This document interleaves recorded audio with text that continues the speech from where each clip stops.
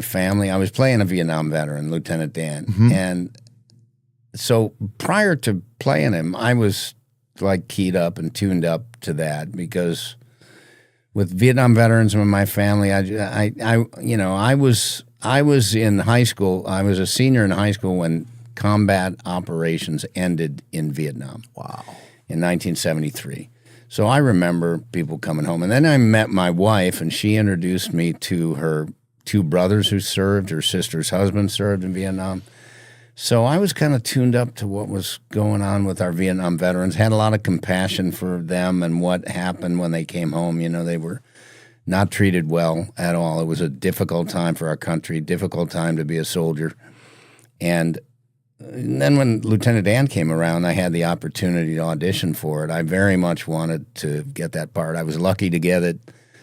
And then I just started. I remember getting invited to the Disabled American Veterans Organization convention about 5 or 6 weeks after Forrest Gump came out. And they wanted to give me an award for playing a wounded veteran. And this was an organization that at that time represented 1.5 million wounded veterans going back to World War II, all the way up to the Gulf War. Because this is 94. And I walk out on the stage, get introduced, and I walk out on the stage. There, yeah, that's a picture of it. And they gave me their National Commanders Award. And the guy there, Richard Marbs, He's got one leg. He's missing one leg up to his hip. And he's standing on crutches there.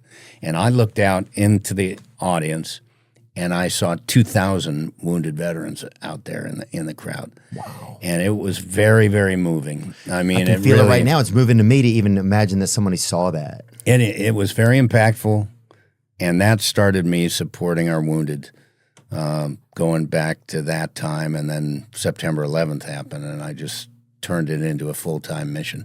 Wow. Yeah, it was there. I've met a lot of interesting people over the years. I started going on USO tours in 2003.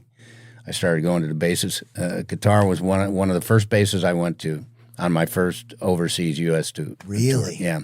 It's a beautiful base. Yeah, we were there. We were in Iraq. We were in Kuwait. That was a big tour that Kid Rock was on, and Lee Ann Womack was on that tour. Oh yeah, Robert De Niro was on the tour. I mean, Paul Rodriguez, comedians were on the tour. It was there were a lot of entertainers. It was called Project Salute, and that's some footage there from that very first trip. That's amazing. Overseas to Iraq and Kuwait.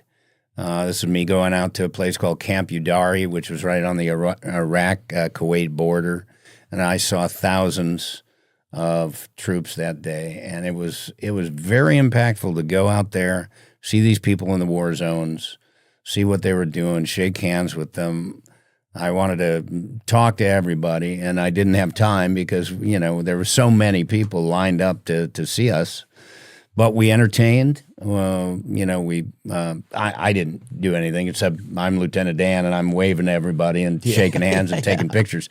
But Kid Rock put on a show. For sure, yeah. Bob's been in here. Bob's ridiculous. He lives across town. He's one of a kind. Good guy. We've known each other since that. Oh, you have? That trip. He's got a big heart, dude. He's loves hilarious. Our military. Really. Yeah. Really, yeah.